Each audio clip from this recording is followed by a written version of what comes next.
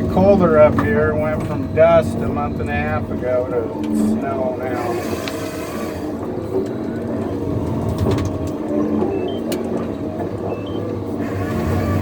I'm logging some real limby wood, making lots of slash.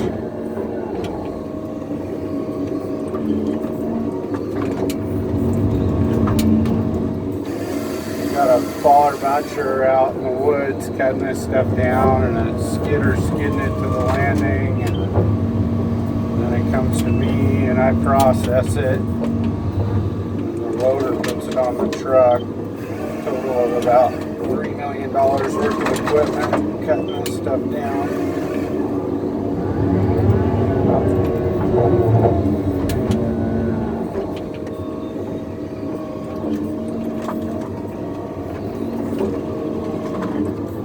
Most of this wood is going for stud lengths, which is 8-foot multiples, so cut 16 footers out of it. I'll take 18s too for like garage studs, are a little taller than a house stud. You have a minimum top size of 5.5 inches on that sawmill side, and then we cut to 4 inches on the hewwood. So we don't have a market for anything less than 4 inches on the top. Diesel's $5 a gallon, and they're paying $20 a ton for pulpwood, so it doesn't really pay to send it anywhere. I've cut lots of it in the past, but we haven't been cutting any this year with diesel prices the way they are.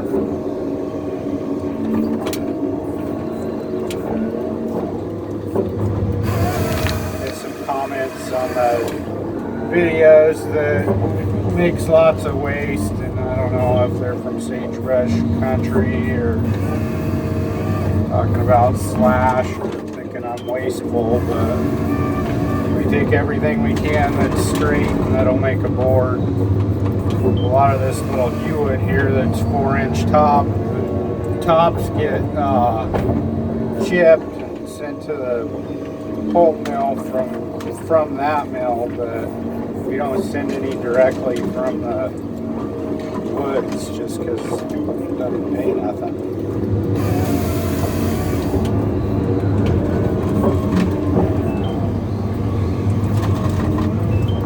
Other people commenting that they thought I wasn't sorting good enough for the shovel. You can see there's a hewwood sort, red fir sort, grand fir sort.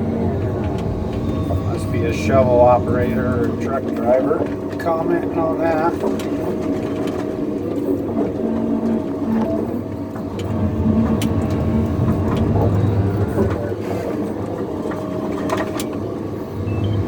Pine goes between the red fir and the grand fir.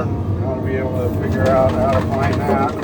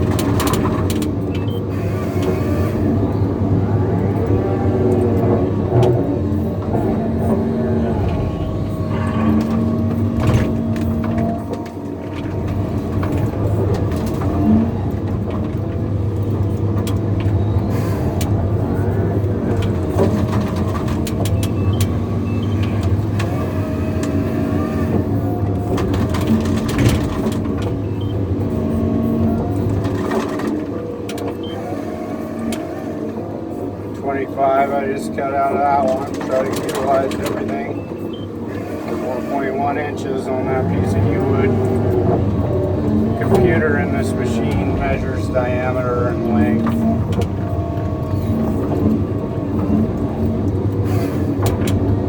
Has 12 preset buttons per species.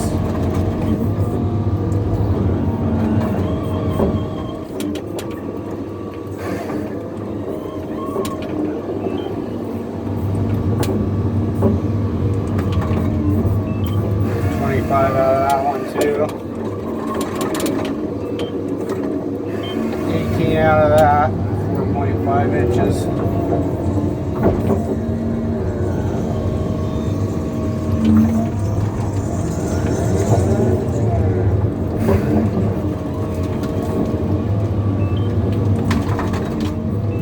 Another 25. 18 at 5.2 inches.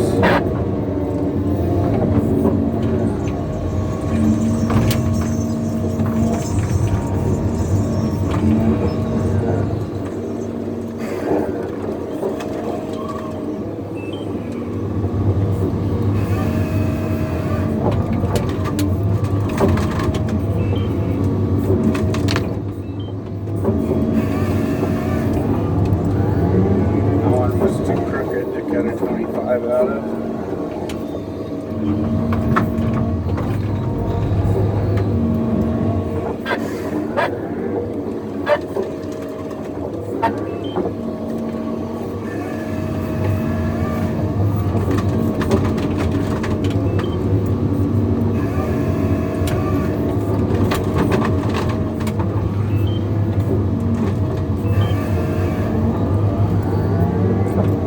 5.8 inches on that saw log. Didn't have another 6 feet in it to make a piece of he wood.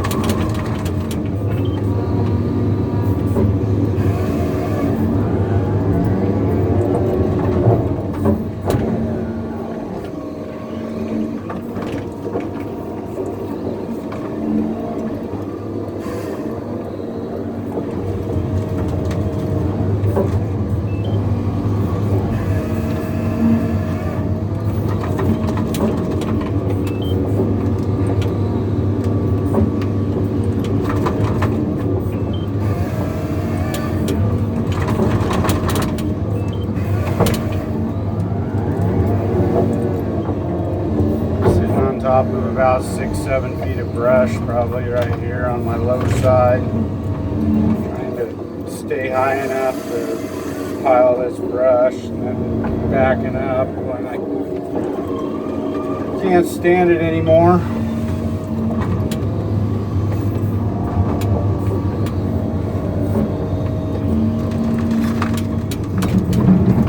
don't want to fall off the other side of this or end up upside down.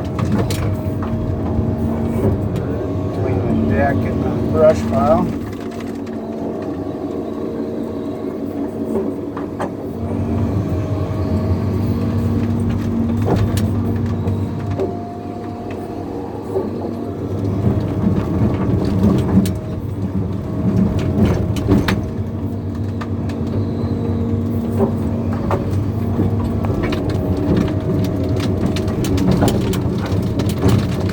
Can't beat it, join it.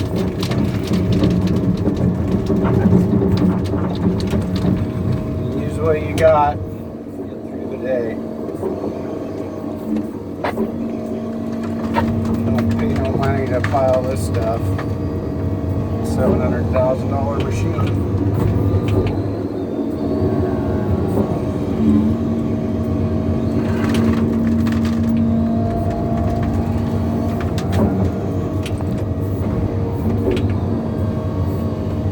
Machine's pretty high maintenance too. The hydraulic cylinders only last about 2,500 hours before you got to repack them. On the fourth rebuild on this head on the cylinders. Replaced about everything on this thing. Had it gone through this spring. Cost a bunch of money. Just put a topsaw motor on it 3 or 4 days ago.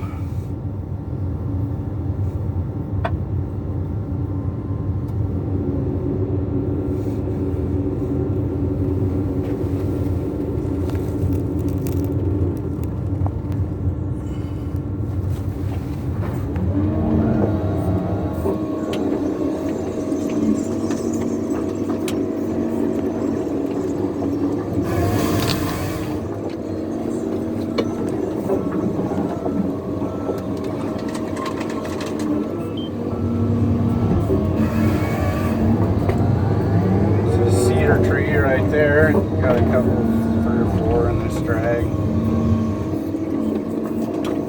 Local mill makes fence boards out of them. Bigger stuff gets made into telephone poles. As you can see, that's a separate sort in the deck right there. Grab a grapple full of that at a time. I'll have to pull one at a time out of there.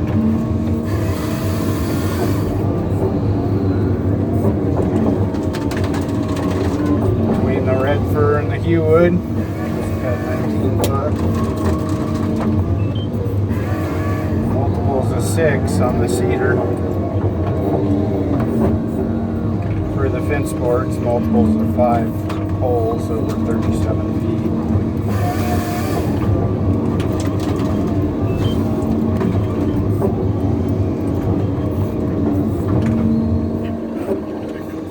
At a 3.5-inch top. Too small to go to the mill.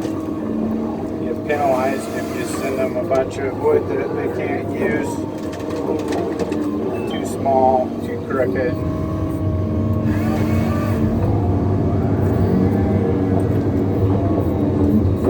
Too rotten. Pretty much got a monopoly. There's only a couple mills around here. The price that they pay for logs is the same that they paid 15, 20 years ago when I was hand logging.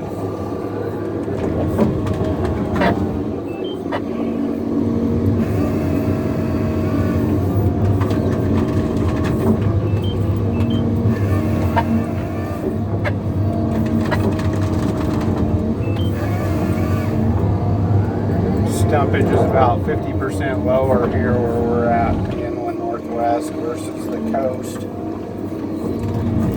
You got a dead one here, dead larch, firewood, different sort.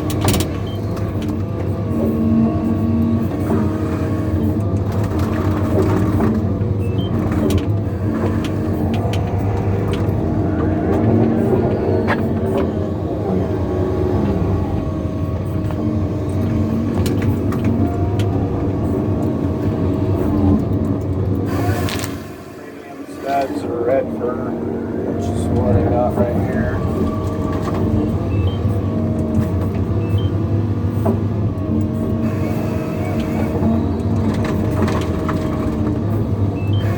Some of the strongest wood you can build your house out of there, red fir and larch.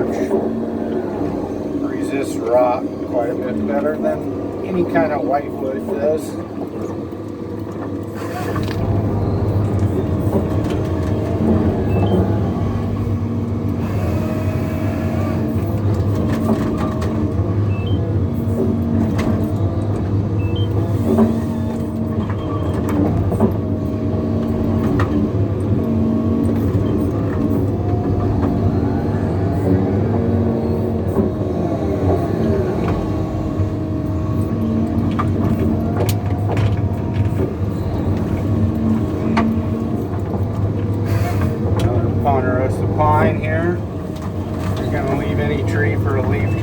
That's the best one to leave right there.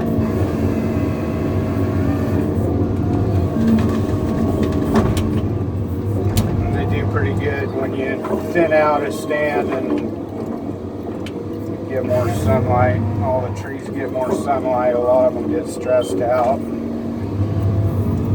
Pine thrives on sunlight.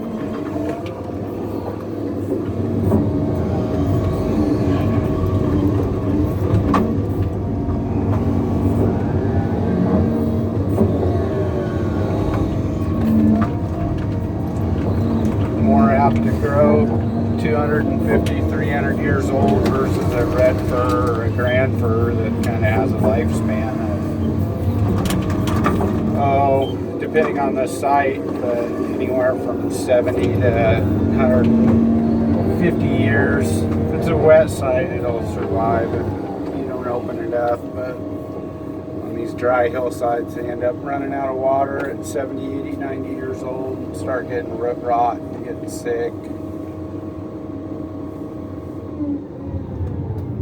And the grand firs are real susceptible to burning when you open a stand up. Had a pretty bad insect hatch up here for the last 10 or 15 years that's been attacking the grand fir. I don't know if it's tussock moth or what it is, but it starts dying from the top down. Them bugs eat the cambium layer and girdle it.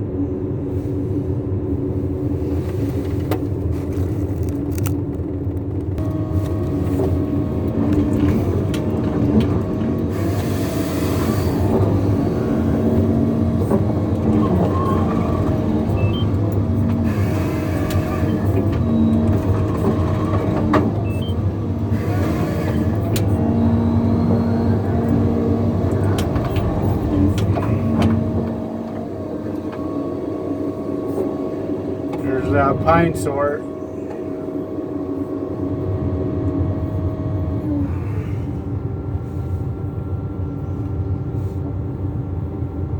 About a 3,500 pound grapple full.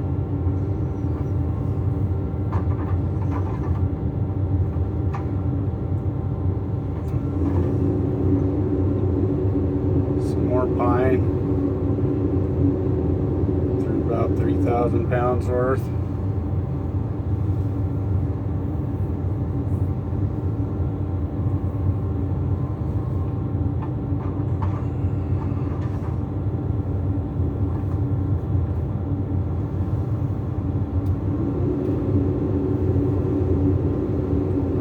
One grand for a log and out of gravel.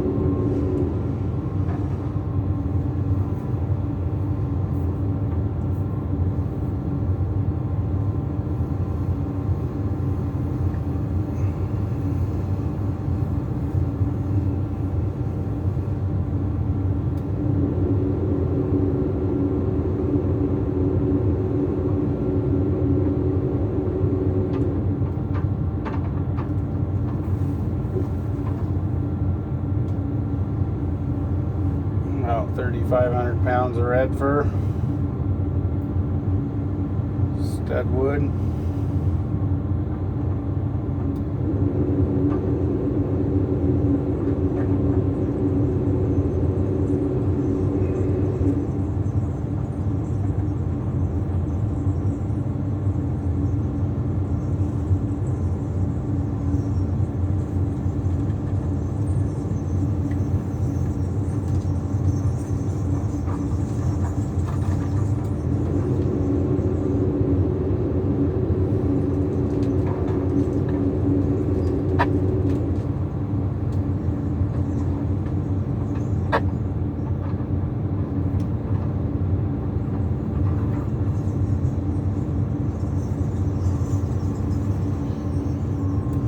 Another 3,500 pounds of red fir stud wood.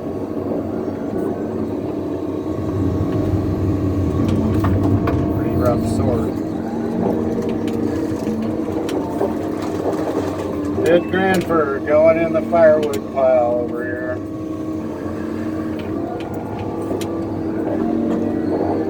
It's got checks in it, so when you try to saw lumber out of it, it falls into pieces. Make very good boards.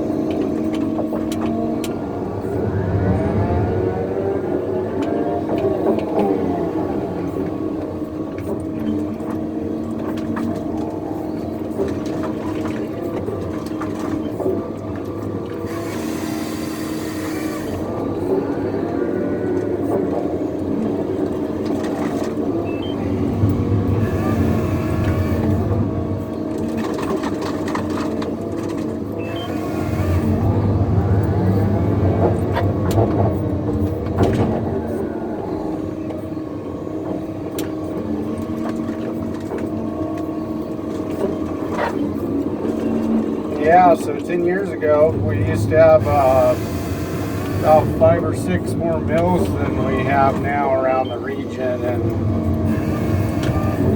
a lot of them would cut different products besides just studs.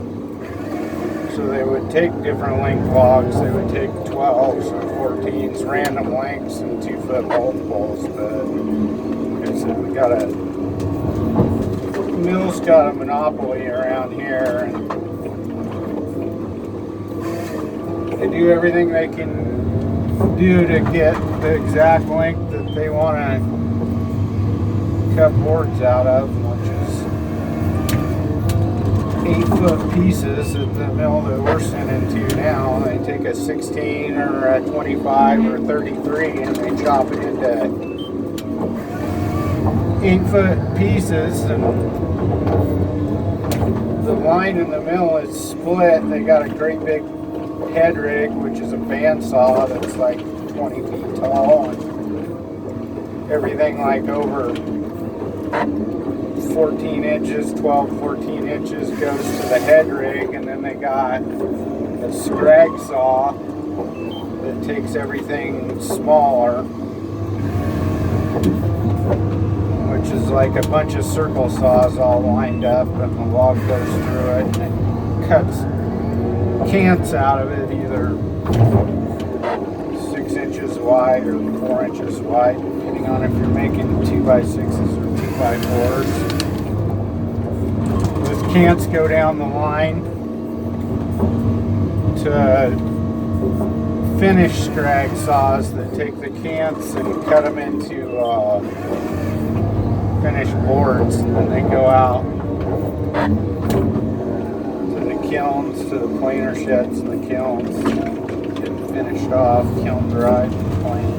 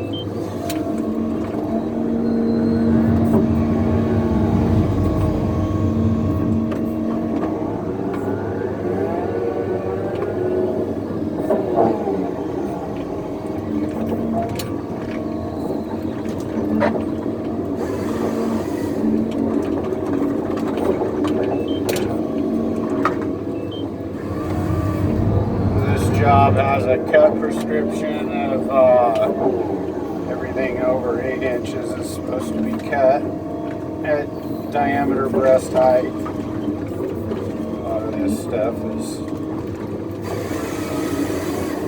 not a lot, but some of it's smaller than that, must be in the way. So just to cut it down to get the skidder in and out of the woods.